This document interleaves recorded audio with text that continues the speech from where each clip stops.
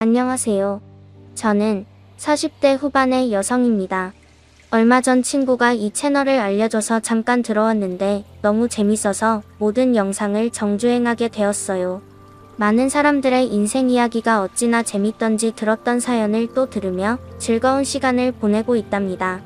그러던 중 제 사연도 여기에 있는 사연과 만만치 않다는 생각이 들어서 사연을 신청해 봅니다. 제 이야기는 많은 며느리들의 주적인 남편과 시어머니와 있었던 사연인데요. 반전에 반전을 거듭하는 이야기이니 꼭 끝까지 들어주시길 바랍니다. 저의 어린 시절과 청소년기는 매우 평범해서 쓸 말이 별로 없습니다. 지극히 평범한 부모님 밑에서 사고 안 치고 일탈하지 않고 컸답니다. 대학을 서울에 있는 곳에 합격하게 되어서 혼자 자취하기도 했고, 대학을 졸업한 후에도 서울에 취직해 제 밥벌이를 하게 되었어요.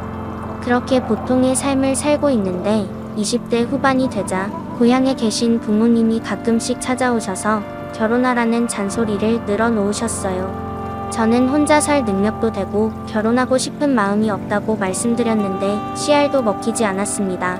사람은 때가 되면 결혼하고 때가 되면 아이를 낳아야 한다며 하루빨리 시집을 가라고 보채셨네요. 처음엔 한기로 흘리고 말았는데 회사 여자 동료들이 한둘씩 결혼하는 걸 보니 어느새 제가 부러워하고 있더라고요. 아름다운 드레스를 입고 싶기도 했고 멋진 남자와 가정을 이루면 지금보다 즐거운 인생이 될 거라는 확신이 들었죠. 그래서 지인들이 소개해주는 남자들은 빠짐없이 모두 만나게 되었답니다. 여러 번 소개팅을 하다가 굉장히 마음에 드는 남자를 만나게 되었어요. 바로 제 남편이었죠. 그이는 첫인상부터 남달랐습니다. 서글서글한 인상에 몸에 밴 배려심, 그리고 저의 말에 귀 기울여주고 공감하고 이해해주는 모습이 인상 깊었답니다. 그러니 남편도 저를 마음에 들어해서 다음 약속을 잡게 되었고 바로 깊은 사이로 발전하게 되었죠. 저희는 회사가 가까워서 퇴근을 하면 바로 만나서 데이트를 했고 서로의 자취방을 오가며 사랑을 높이 쌓았네요. 그러다 제가 덜컥 임신하는 바람에 결혼을 서두르게 되었답니다. 저와 남편은 그전까지 결혼은 느긋하게 하자고 말을 맞추었는데 뱃속의 아이 덕분에 결혼을 서두르게 되었죠. 저희 부모님은 제가 빨리 결혼하길 바라셔서 제 임신 소식을 매우 좋아하셨습니다. 결혼과 동시에 손주까지 안게 생겼으니 격경사라며 좋아해 주셨죠. 그런데 시댁에 인사를 갔더니 시부모님이 떨떠름한 표정으로 보시더군요. 얘들아, 니들이 책임질 짓을 했으니 니들이 알아서 결혼을 하든지 해라. 우리 형편은 니들 결혼에 보태줄 돈 같은 거 없다. 행여나 신혼집을 마련한다고 돈 달라는 소린 하지 마라. 네, 어머님 걱정 마세요. 수호씨랑 제가 모은 돈으로 신혼집도 마련하고 혼수도 마련할 거예요. 양가 부모님께 손을 벌리지 않을 테니 걱정 마세요. 그렇다니 다행이다. 그 보다시피 우린 먹고 죽을래야 돈이 없거든. 하여튼 한 식구가 되는 거니까 앞으로 잘 지내보자꾸나. 그럼요. 저도 며느리로서 최선을 다하겠습니다. 앞으로 잘 부탁드려요. 그렇게 양가 부모님께 인사를 드리고 이어서 상견례도 무사히 잘 마쳤습니다. 그리고 몇 주 뒤 제가 꿈꾸던 아름다운 드레스를 입고 결혼식을 올렸답니다. 많은 하객들의 박수와 축하를 받으며 제2의 인생을 시작하게 된 거죠. 신혼부부가 되긴 했지만 제가 입덧이 심한 바람에 남편과 좋은 시간을 많이 보내진 못했어요. 그이는 매일 제 걱정 때문에 잠도 거의 못 자며 지냈고 저 또한 임신 중 겪어야 할 고통을 모두 겪는 바람에 힘든 시간을 보냈답니다. 그래도 이 모든 걸 참아내니 이듬해 세상에서 가장 예쁜 딸아이가 태어났어요. 힘들었던 시간을 한 방에 보상받는 기분이었고 세상에서 제가 제일 행복한 여자라고 느껴졌답니다. 저는 육아만 하고 싶었지만 남편의 월급으로는 생계가 너무 빠듯해서 휴직을 할 수 없었어요. 그래서 제 아이를 가까이 살고 계신 시부모님께 맡기고 회사 생활을 이어갔답니다.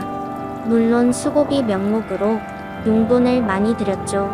저는 주간에는 회사 생활에 밤에는 육아에 몸이 2개여도 모자라다는 말을 실감하며 살았던 것 같아요.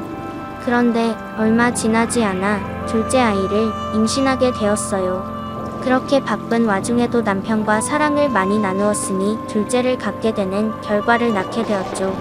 그래서 전 회사와 육아, 태교까지 해야 했답니다. 무엇 하나 허투루 하지 않고 온 힘을 다했어요. 10달 뒤 세상에서 가장 잘생기고 귀여운 아들이 태어나며 저희는 내 식구가 되었습니다. 시부모님께 매달 100만 원의 용돈을 드리고 두 아이를 부탁했어요.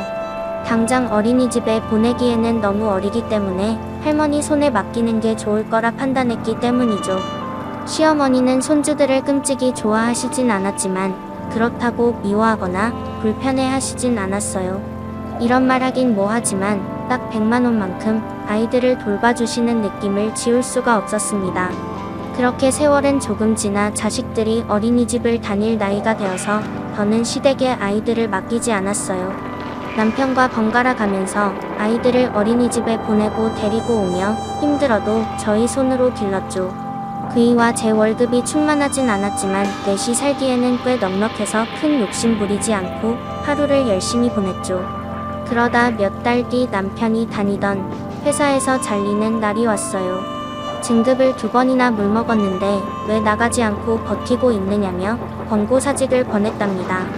남편은 자존심을 버리고 끝까지 버티려고 했으나 뜻대로 되지 않고 회사에서 쫓겨나고 말았죠. 여보 미안해, 나도 이렇게 될 줄은 예상 못했어. 아무래도 내가 능력이 없는 놈인가 봐. 저는 무슨 말을 해줄까 생각하다가 남편에게 힘이 되는 말을 해주기로 했습니다. 아니야, 회사에서 당신 같은 인재를 몰라본 것뿐이야. 바보 같은 놈들이 아까운 사람을 놓친 거라고. 그리고 세상에 회사가 거기 하나만 있는 것도 아닌데 왜 이렇게 풀이 죽어 있어. 다른 데 알아보면 분명 더 좋은 곳에서 연락이 올 거야. 그럴까? 가장이 돼서 이런 꼴을 보여 진심으로 미안해. 당분간은 내가 아이들 케어 다 할 테니까 당신은 회사 일에만 신경 써. 그렇게 남편은 회사를 나와 잠시 가사 일과 육아를 담당했어요.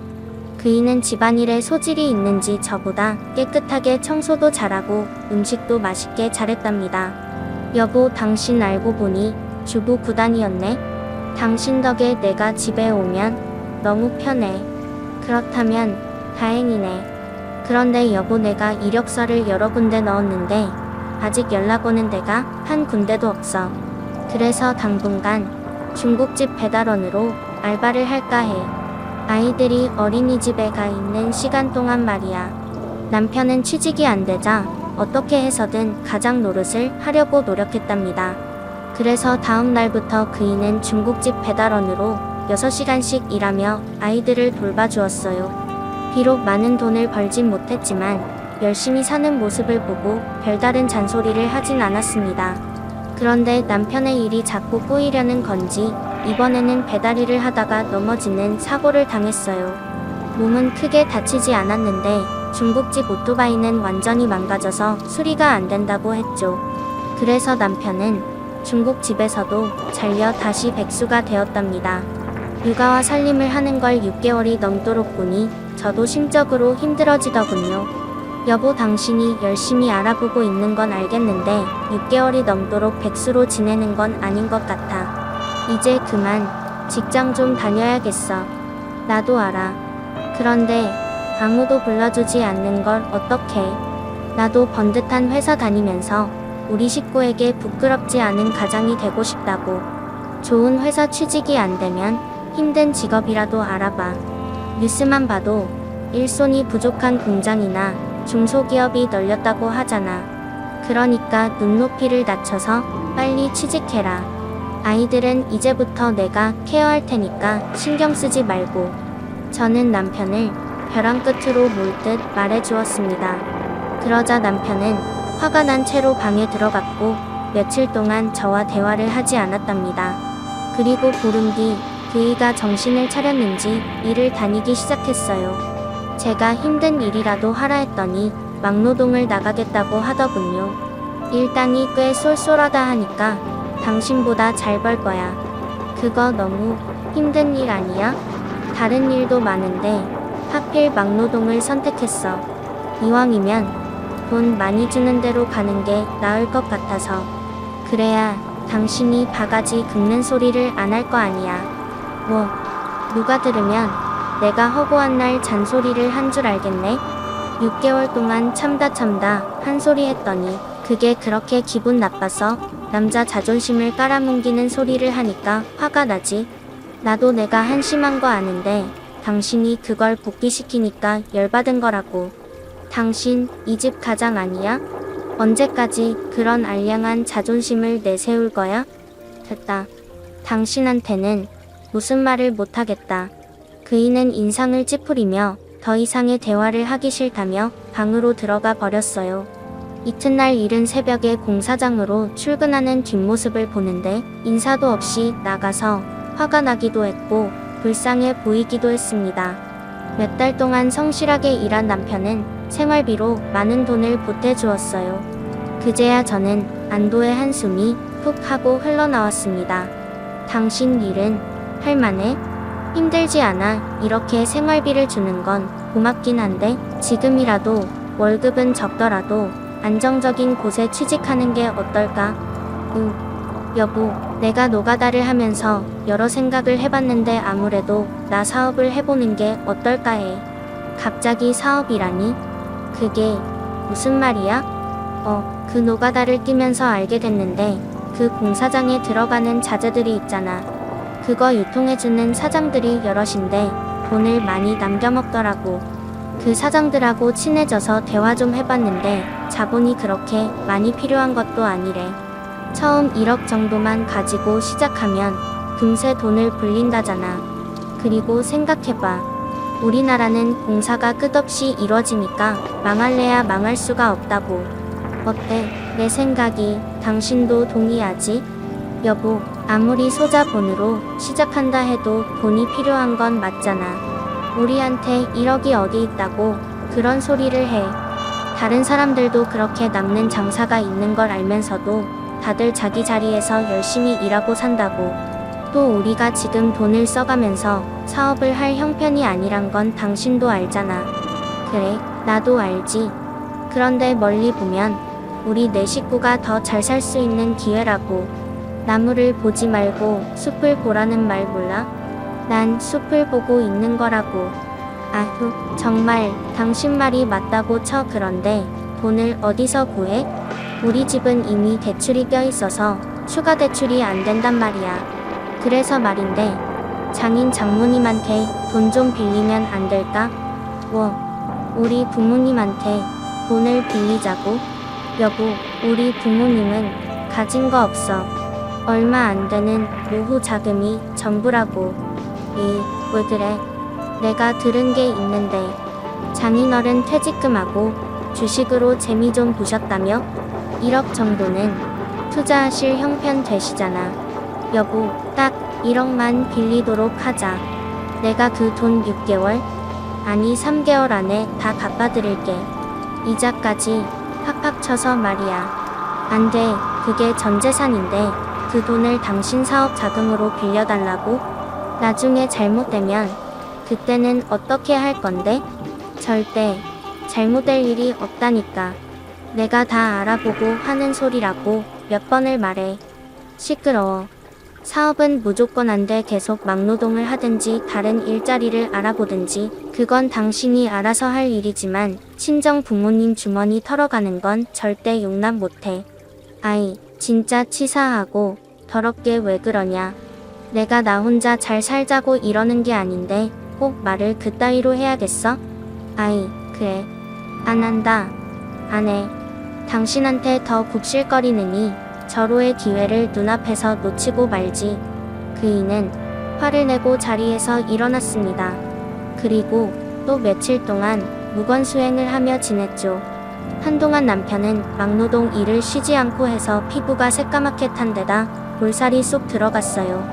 누가 봐도 고생하는 가장의 표본이라 해도 될 만큼 열심히 일했답니다. 그런 남편의 모습을 몇 개월 더 지켜보니 그이의 소원을 들어줘야겠다는 쪽으로 마음이 점점 기울어졌습니다. 여보, 요즘 힘들지? 생각해봤는데 당신 사업하는 거 괜찮을 것 같아. 그런데 당신 진짜 자신 있는 거야? 여보. 나 진짜 자신 있어. 백방으로 뛰어다니면서 열심히 할게. 그렇게 하고 싶었냐? 내가 부모님 찾아가서 여쭤볼게. 그렇다고 너무 기대하지 말고. 알겠어. 장인 장모님이 지원해 주시지 않으시면 과감하게 마음을 접도록 할게. 그래서 주말에 고향을 찾아가 친정 부모님께 아쉬운 소리를 하고 말았습니다. 부모님은 제가 잘 살기 위해 필요한 돈이라며 쉽게 빌려주셨어요. 이튿날 남편은 바로 막노동 일을 그만두고 저에게 받은 1억으로 중고 트럭을 한 대 사고 건축물 자재를 사서 납품하기 시작했어요. 그런데 남편의 말처럼 일이 술술 풀리는 덕에 첫 달부터 매출이 좋았답니다. 그이는 어깨가 전보다 쫙 펴졌고 자신감과 자존감이 동시에 올라가서 보기 좋은 모습으로 지내게 되었어요. 하지만 그런 시간은 정확히 3개월 후에 끝이 나고 말았습니다. 대량의 건축 자재를 주문받게 된 남편은 제가 준 사업 자금을 모두 털어서 자재를 마련해 공사장에 납품을 했어요. 그런데 며칠 지나지 않아 그 공사장 앞에 공사 중지라는 안내문구가 붙어 있었답니다.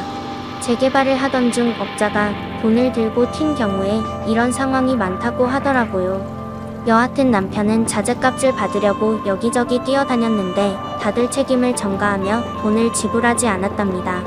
이에 남편은 바로 건설사에 민사소송을 진행했는데 그쪽에서도 자재값을 지불할 책임이 없다며 맞고소를 했답니다. 공사 지원금은 건설사가 내는 것이 아니라 재개발 투자자들이 지급하는 거라며 제 남편의 소송을 짓밟았죠. 결국 계란으로 바위를 깨려다가 만신창이가 되고 말았답니다. 그렇게 망해버린 남편은 집안에서 술을 마시기 시작했어요. 속이 많이 상한 데다 저와 친정 부모님께 죄송해서 어찌할 바를 모르겠다는 소리를 연신했답니다. 이렇게 소주 먹고 앉아있을 시간에 우리 부모님 돈 갚으려고 일을 해.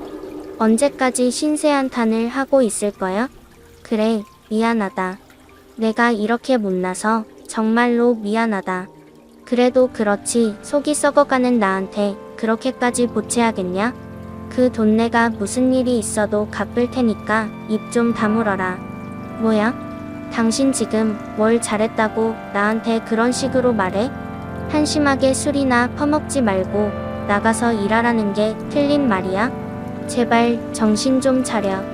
그러자 남편은 자리에서 벌떡 일어나 제 따귀를 날렸습니다. 또 제 머리채를 낚아챘는데 방어를 하려 해도 힘이 너무 세서 속수무책으로 당하고 말았죠. 제가 눈물을 흘리자 다시 한번 따귀를 날리더니 이년아 남자가 일하다 보면 망하기도 하고 실수도 할 수 있는 거지. 왜 이렇게 몰아세워 꼴 보기 싫으니까 당장 내 눈앞에서 사라져. 라고 심한 욕설을 했답니다. 저는 당장 이혼을 마음을 먹고 집을 나갔어요. 술에 찌든 남편이 손찌검까지 하니 갈 때까지 갔구나 싶어서 아이들을 데리고 친정 부모님 댁으로 찾아갔답니다. 저는 전후 사정을 말하고 남편과 정리를 하고 돌아오겠다고 전하며 아이들을 부탁했어요. 남편에게 이혼 이야기를 했더니 얼마든지 해주겠다고 하더군요. 대신 줄 게 하나도 없으니 위자료 따위는 기대하지 말라고 했답니다. 집 명의는 제 것이라서 이혼하면 팔아서 챙기면 가능했지만 남편이 빌린 1억은 어떻게 받아내야 할지 미지수였죠. 뭐 1억 갚으라고? 나 참 더러워서. 알았어. 언제가 됐든 갚을 테니까 당장 나가. 아니 확실히 정리해야 이혼을 하든지 말든지 하지. 이렇게 나오면 이혼 소송까지 갈 거야. 아, 그렇게까지 머리를 굴리셨구나. 이혼 소송에서 위자료를 왕창 받아내려고. 그럼 너 하고 싶은 대로 해. 나는 파산해버리면 그만이니까. 피곤한 건 너뿐이야. 알아서 해라. 그이는 정말 막무가내였습니다. 위자료를 줄 형편이 안 되니 파산 신청해버리고 말겠다는데 거기서 제가 무슨 말을 더 하겠어요. 그래서 시댁으로 찾아가서 전후 사정을 설명하고 이혼하겠다고 일렀습니다. 어머님, 애들 아빠가 저희 친정 부모님 노후 자금 1억을 빌려갔어요. 그런데 아시다시피 사업은 쫄딱 망했고요. 그래서 그 돈을 두 분이 해결해 주셨으면 좋겠습니다. 앵이야, 내 아들이 혼자 잘 먹고 잘 살려고 사업을 한 것도 아닌데 이제 와서 이혼을 하겠다고? 게다가 그 돈을 우리한테 달라는 게 말이나 되니? 어쩜 너는 이렇게 냉정할 수가 있니? 어머님, 저 애들 아빠한테 맞았어요. 따귀도 맞고 머리채도 잡혔다고요. 진단서 다 끊어놓아서 형사 고소를 할까 고민 중이라고요. 앵이야, 오죽하면 내 아들이 너한테 손찌검을 했겠느냐? 내가 얼마나 잡아먹을 듯이 잔소리를 해댔으면 착한 내 아들이 그런 짓을 했겠어? 모든 건 인과응보야. 내가 남편을 개무시하고 하찮게 여기니 그 꼴을 당한 거라고. 시어머니는 완벽한 남편 편이었습니다. 옆에 있던 시아버지는 아무 말도 하지 않고 텔레비전만 보고 있었네요. 두 분이 계속 저를 무시하고 계시는데 저 정말 그 돈 못 받으면 가만히 있지 않을 겁니다. 애들 아빠 감옥에 넣어버리고 청와대에 편지도 보낼 거라고요? 아이고, 무서워라. 그래, 한번 해봐라. 남편이 마누라 몇 대 때렸다고 감옥 가는 게 가능할 것 같니? 그리고 청와대에서 할 일이 그렇게 없는 줄 알아? 내 편지를 읽고 널 도와주면 내 열 손가락에 창을 지지겠다. 끝까지 배째라고 나오는 시부모님은 아예 저를 병풍 취급을 하고 밥을 차려 먹더군요. 너 거지냐? 왜 남 밥 먹는 걸 구경하고 있어? 너도 내 친정 가서 밥이나 처먹어. 제 얘기 뭘로 들으셨어요? 전 우리 부모님 돈을 받기 전까지는 여기서 한 발자국도 못 나갑니다. 그러자 듣다 못한 시아버지가 숟가락을 던지셨습니다. 아이고, 면 어지간히 떽떽거리네. 내 아들이 좋다고 결혼할 때는 언제고 사업 좀 말아먹고 딱이 몇 대 맞았다고 우릴 찾아와서 돈 달라고 승질을 내냐. 이년아, 모든 건 쌍방이야. 사업이 망한 것도 내 탓이 있고 내가 처맞은 것도 내 탓이라고. 이래서 집안에 계집이 잘 들어와야 한다는 소리가 있는 거지. 나 밥 먹는 동안 주둥아리 놀리면 가만두지 않을 거야. 들었지? 내가 여기서 버틴다고 내 뜻대로 되는 건 하나도 없어. 그러더니 두 사람은 밥을 아주 맛있게 먹었답니다. 저는 시부모님의 식사가 끝나자마자 다시 말문을 열었어요. 아버님, 어머님 두 분 말씀대로 저와 남편이 좋아서 결혼한 게 맞아요. 저도 평생 행복할 줄 알았습니다. 그런데 지금 남편의 모습은 정상이 아니에요. 애들이랑 계속 같이 살다간 무슨 일이 벌어질지도 모른다고요. 제가 이혼 소송을 해서 위자료를 받겠다는 것도 아니고 저희 부모님 돈을 돌려받겠다는 건데 그 정도도 못 해주시나요? 두 분 아들이 저지른 짓이니 책임을 질 의무가 있잖아요. 저는 매우 침착하고 이성적으로 말했습니다. 그러자 시아버지가 긴 한숨을 내쉬더니 여보, 그 서랍에 땅 문서 가져와봐. 그거라도 줘서 내보내야겠어. 빨리 이 거머리 같은 년을 쫓아내 버리자고. 라며 숨겨진 재산을 공개하더군요. 그럽시다. 어차피 우리는 먹고 죽을래야 돈 한 푼 없으니 땅 문서라도 내주고 정리합시다. 앵이야, 이거 받아라. 이게 우리가 가진 유일한 재산이다. 이거나 먹고 떨어져라. 어머님, 이런 큰 재산이 있으면서 왜 그동안 숨겨오신 거예요? 큰 재산 그래? 너 그거 다 가져라. 그거 평당 10,000원 하는 황무지 땅이다. 100평을 가지고 있는데 100만 원밖에 안 되는 쓰레기 재산이다. 네? 그럼 저더러 100만 원을 받고 나가라고요? 해도 너무하세요. 아, 글쎄 우리가 가진 건 그게 전부야. 이 집도 전세라서 팔아봐야 얼마 나오지도 않아. 너 설마 전세금까지 빨아먹고 우리가 이 집에서 나가서 노숙이라도 해야 속이 시원하겠냐? 저는 할 말을 잃었습니다. 남편은 파산하겠다고 으르렁대지. 시부모님은 뽕땅 문서 한 장 던져주고 배째라고 하지. 정말이지 지옥 같은 순간이었네요. 결국 저는 100만 원짜리 뽕땅 문서를 받는 것으로 끝을 내기로 했습니다. 더 파봐야 나올 게 10원 한 장 없었으니 제가 포기하는 게 빠르겠다 싶었죠. 그래서 부동산을 찾아가 땅 문서를 제 앞으로 돌렸어요. 애미야, 나중에 땅값이 오를 수도 있으니까 너무 아쉬워 말아라. 그런데 그 땅이 오를 일이 있을지 모르겠다. 내가 네 시아버지랑 50년 가까이 살았는데 그 땅의 가격은 계속 내려가기만 했어. 어쨌든 이걸로 너와의 거래는 끝난 거다. 앞으로는 우릴 찾아오지 말아라. 저는 화가 치솟았지만 꼭 참고 제 갈 길을 갔습니다. 남편과 합의 이혼서를 제출하고 집을 팔아서 고향으로 돌아갔어요. 제 아이들은 도시보다 시골 생활이 좋았는지 친정에서 계속 살면 안 되냐고 묻더군요. 친정 부모님 역시 손주들을 매일 보면 좋겠다고 말씀하셨고요. 저야 부모님이 아이들을 봐주시면 그 시간에 마음 편히 일할 수 있을 것 같아 시골에서 지내기로 했답니다. 한 가지 걱정되는 게 있다면 시골에서 제가 일할 자리가 있는가였습니다. 저는 작은 회사 3군데에 지원서를 넣고 기다렸는데 며칠 뒤 3군데 모두 저를 채용하겠다고 연락을 주었어요. 그래서 연봉이 가장 좋은 곳을 선택해 직장 생활을 다시 시작했고 시골 생활에 금세 적응했답니다. 1년이라는 세월이 흐르며 아이들이 조금 더 컸고 부모님은 주름살이 더 늘어나셨어요. 식구들의 모습을 보니 제가 더 열심히 일해야겠다는 생각밖에 들지 않았습니다. 전 남편이 날려먹은 1억도 되갚아 드려야 하고 자라나는 아이들을 뒷바라지하려면 악착같이 살아야만 답이 나올 것 같았죠. 그래서 회사 일을 끝내면 알바로 식당에서 일했습니다. 밤 10시까지 일하고 녹초가 된 채로 집에 들어가면 아이들은 잠이 들어 있었죠. 많은 가장들이 자식들 크는 걸 자고 있는 모습을 보고 느낀다던데 제가 그 느낌이 뭔지 새삼 깨달았답니다. 저의 고된 하루는 6개월이 더 이어졌고 어느새 부모님의 빚 절반을 갚아드리게 되었어요. 그러던 어느 날 식당에서 알바를 하고 있는데 모르는 번호로 전화가 걸려왔어요. 여보세요? 안녕하세요. 저는 익산에서 부동산을 운영하는 공인중개사입니다. 다름이 아니라 그 선생님의 땅 때문에 연락을 드렸어요. 땅이요? 무슨 땅이요? 저는 전 남편과 이혼하면서 시부모에게 받은 똥땅을 잊고 있었습니다.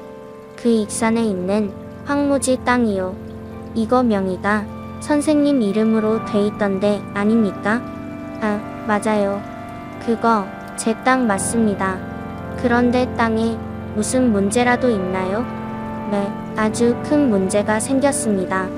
그 선생님의 땅에 아파트와 상가가 들어오기로 결정이 났어요.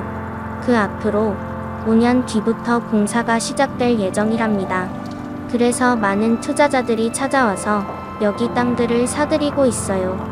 그 다른 땅 주인들은 다들 땅을 팔았는데 그 마지막으로 선생님만 남으셨습니다. 저는 찌릿한 기분을 느꼈습니다. 뭔가 잘 될 것 같은 예감이 들었죠. 제 땅을 사겠다면 얼마에 산다는 거죠?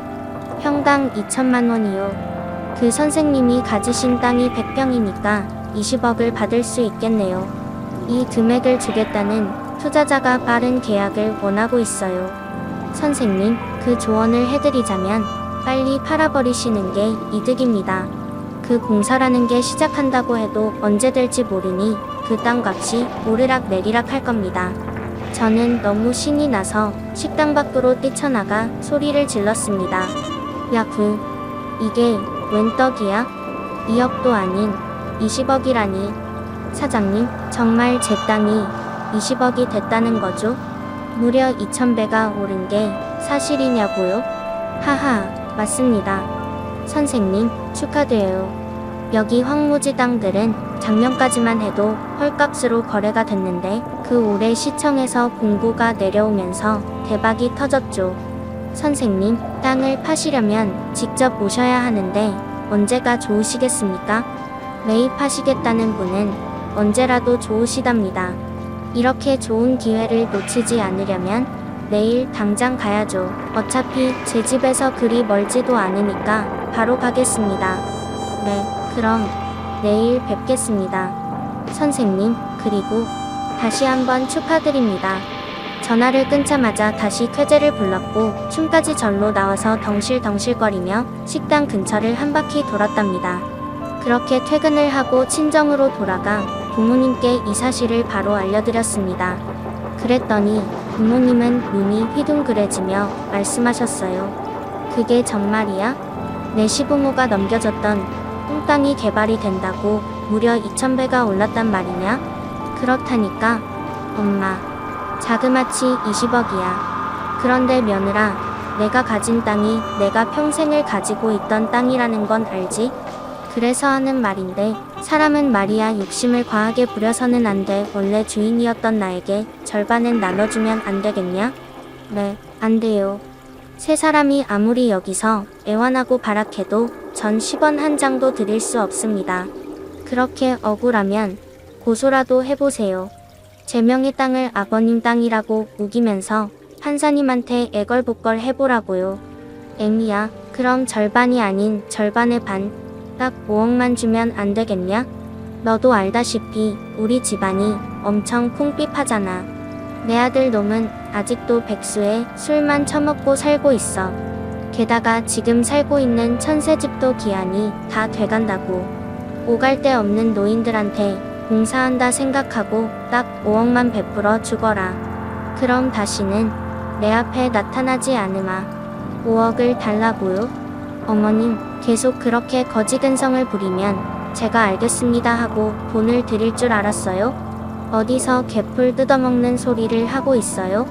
5억도 많아. 그럼 3억만 주거라.